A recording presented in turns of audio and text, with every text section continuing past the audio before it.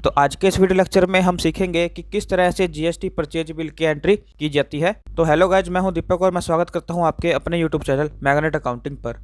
Guys, इस channel पर आपको टैली, प्राइम, जीएसटी और इनकम टैक्स से रिलेटेड जानकारी शेयर की जाती है और साथ ही साथ कंप्यूटर से रिलेटेड बहुत सारे कोर्सेज इस पर आने वाले हैं। अगर आप एक नए व्यूवर है तो हमारे चैनल को जल्द ही सब्सक्राइब कर ले ताकि आपको लेटेस्ट अपडेट मिलता रहे। तो चलिए आज की वीडियो हम शुरू करते हैं। तो बात करते हैं किस तरह से जीएसटी के अंदर परचेज बिल की एंट्री की जाती है। तो इसको समझने के लिए हमारे पास एक एग्जाम्पल है। यहाँ पर हमने समीर बैग हाउस से कुछ माल परचेज किया है, जिसके अंदर सिंपल बैग है 150 जो कि 200 के हिसाब से है, और एक मॉडर्न बैग हमने परचेज किए हैं 200 पीस जिसका रेट है 250 रुपये के हिसाब से, और इसके ऊपर जीएसटी हमारा 18% चार्ज हुआ है।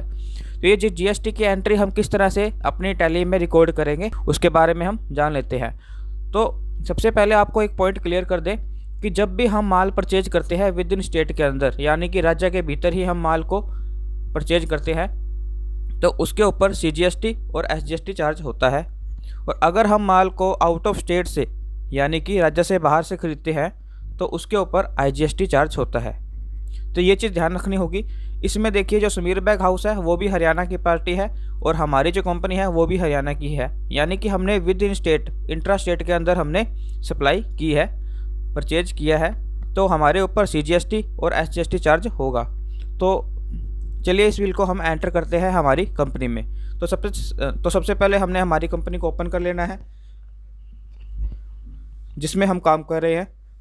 उसके बाद हमने जीएसटी ऑन करना है। वैसे तो हमें जब हम कंपनी क्रिएट करते हैं तो टैली हमसे जीएसटी ऑन वहीं से पूछ लेता है, लेकिन अगर आपने जीएसटी बाद में ऑन करना है तो उसके लिए F11 प्रेस करना है और यहाँ पर जीएसटी का जो ऑप्शन है उसको हमने यस कर देना है। तो जैसे इसको यस करेंगे तो टैली हमसे डिटेल मांगेगा कि हमारी कंपनी कहाँ पर है। जैसे स्टेट पूछ रहा है तो स्टेट हरियाणा आ जाएगा, कौन सा हम रेगुलर है या कंपोजिशन स्कीम में आते हैं, तो कौन सा रजिस्टर टाइप है हमारा वो हमने सेलेक्ट कर लेना है। फिलहाल मैं रेगुलर समझ के ही चलता हूँ। तो उसके बाद यहाँ पर कंपनी ने रजिस्टर कब करा है उसकी डेट डालनी है। उसके बाद में जीएसटी नंबर, यहाँ पर हमारी कंपनी का जो जीएसटी नंबर है वो यहाँ पर फिल करना है हमने, तो मैं यहाँ पर फिल कर देता हूँ। उसके बाद में जो डिटेल और मांग रहा है वो हम भर देते हैं और डिटेल भरने के बाद हमने एंटर से इसको सेव कर देना है, तो हमारा जीएसटी ऑन हो जाएगा। उसके बाद इस परचेज बिल को चढ़ाने के लिए हमें वाउचर में जाना है। वाउचर में जाने के बाद F9 को प्रेस करना है ताकि परचेज वाउचर ओपन हो जाए। तो जैसे F9 प्रेस करता हूं तो हमारा परचेज वाउचर ओपन हो जाएगा। तो यहाँ पर सबसे पहले डेट सेलेक्ट करनी है जिस डेट का ये बिल है। तो यहाँ पर डेट है 1/10 और यहाँ पर सप्लायर इनवॉइस नंबर में हम डालेंगे जो परचेज का बिल नंबर है। तो यहाँ पर मैं परचेज बिल नंबर डाल देता हूँ और इसके ठीक ऊपर क्या है, सीरियल नंबर है। तो ये जो सीरियल नंबर है वो टैली का बाय डिफ़ॉल्ट ऑटोमेटिक चलता रहता है। तो अगर आप चाहते हैं कि सीरियल नंबर की जगह भी हम इनवॉइस नंबर डालें तो उसके लिए हमें एक सेटिंग को चेंज करना होगा। अल्टर के ऑप्शन में जाना है, वहाँ पर आपको वाउचर्स दिखेंगे, उसमें हमें परचेज को सिलेक्ट करना है। तो यहाँ पर एक ऑप्शन दिखाई दे रहा होगा मेथड ऑफ नंबरिंग वाउचर, इसको ऑटोमेटिक है तो इसको हम मैनुअल कर देंगे। जैसे मैनुअल करेंगे तो ये हमारा जो परचेज वाउचर के अंदर सीरियल नंबर है वो हम अपने हाथों से डाल सकते हैं इनवॉइस नंबर की तरह। तो मैं यहाँ पर सीरियल नंबर के अंदर भी और इनवॉइस नंबर में भी सेम बिल नंबर डाल देता हूँ।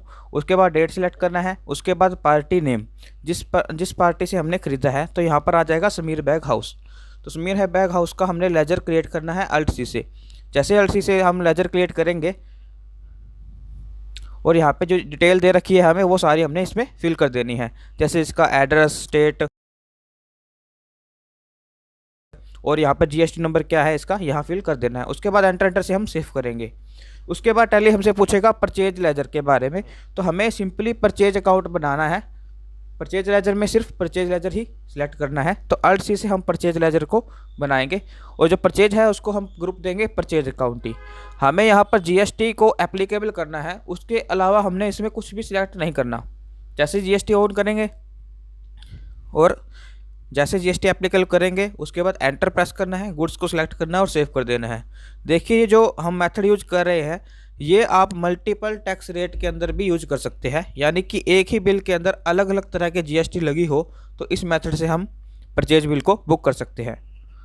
तो मैंने इसको सेव कर लिया है। उसके बाद आइटम क्रिएट करना है।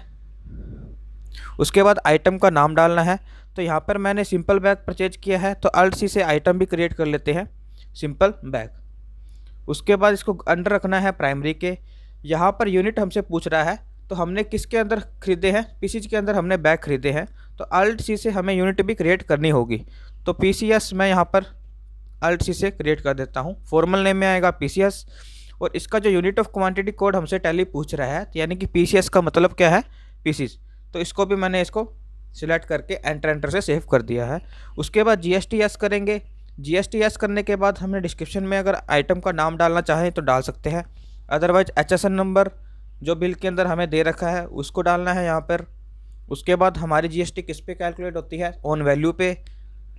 अब ये पूछ रहा है टैक्सेबल है या इस आइटम पर जीएसटी लगा है या नहीं लगा, तो इसमें लगा हुआ है तो हम इसको टैक्सेबल करते। तो अगर नहीं लगा होता तो रिलेटेड या 0% में हमारा आता।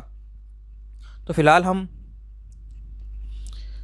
तो इसमें टैक्स लगा हुआ है तो इसको हम टैक्सेबल सेलेक्ट करेंगे, और ये इंटीग्रेट टैक्स के अंदर हम 18% डाल देंगे। तो जैसे 18% डालेंगे, सेंट्रल टैक्स और स्टेट टैक्स में भी हाफ इसका आ जाएगा ऑटोमेटिक। अब एंटर से इसको हम सेव कर लेंगे। अब हमने इसके अंदर क्वांटिटी डालनी है, रेट डालना है, तो टोटल वैल्यू हमारी आ जाएगी। उसके बाद नेक्स्ट आइटम है हमारा मॉडर्न बैग। इसको भी मैं क्रिएट कर लेता हूँ अल्ट सी से। तो मॉडर्न बैग को क्रिएट किया, अंडर प्राइमरी रखा, यूनिट पीसी जो हमने ऑलरेडी बना रखी है, फिर जीएसटी ऑन करेंगे, एचएसएन नंबर डाला, टैक्सेबल 18% जीएसटी इसको सिलेक्ट किया। उसके बाद एंटर सेव किया, क्वांटिटी डाली और रेट डाला, तो ये ऑटोमेटिक यहाँ पर वैल्यू आ चुकी है। अब देखिए और कोई आइटम हमने परचेज किया है तो इसके ठीक डाल देंगे, और तो आइटम है नहीं, तो अब हमने चार्ज करना है इसके ऊपर सीजीएसटी और एचजीएसटी, क्योंकि ये विद इन स्टेट से हमने परचेज किया है।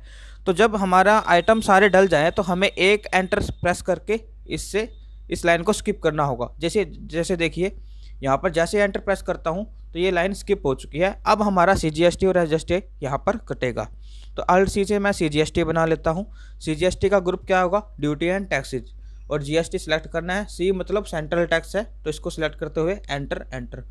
रेट ऑफ, इसमें हम परसेंटेज नहीं डालेंगे क्योंकि हमने मल्टीपल मेथड यूज किया है, तो ये ऑटोमेटिक अपने आप कैलकुलेट कर लेगा जो हमने आइटम के ऊपर जीएसटी दिया है। तो इसको एंटर सेव करना है। तो अगर आपका बिल्कुल सही तरीके से आपने डिटेल डाली है तो टैली ऑटोमेटिक ही आपकी जीएसटी को चार्ज कर लेगा। देखिए यहाँ पर चार्ज हो चुकी है। उसके बाद एसजीएसटी हमने अल्ट सी से क्रिएट करनी है, उसको भी ड्यूटी एंड टैक्सेस ग्रुप देना है। स्टेट टैक्स सेलेक्ट करेंगे और एंटर से सेव करेंगे। तो देखिए ये भी ऑटोमेटिक चार्ज हो चुका है। तो हमारा जो बिल है इतने रुपए का था, सेम अमाउंट हमारी मैच हो रही है, यानी कि हमारा जो बिल है बिल्कुल एक्यूरेट चढ़ा है। तो इस तरीके से हम जीएसटी के अंदर परचेज बिल की एंट्री को रिकॉर्ड करते हैं। आई होप आपको ये वीडियो पसंद आई होगी। इस वीडियो में हमने इंट्रा स्टेट सप्लाई के बारे में बात की थी। नेक्स्ट वीडियो के अंदर हम ये सीखेंगे कि किस तरह से आईजीएसटी की एंट्री की जाती है जब हम आउट ऑफ स्टेट से माल परचेज करेंगे। तो मिलते हैं जल्द ही, तो जुड़े रहेगा हमारे साथ एक मैग्नेट की तरह, मैग्नेट अकाउंटिंग पर। Thank you guys.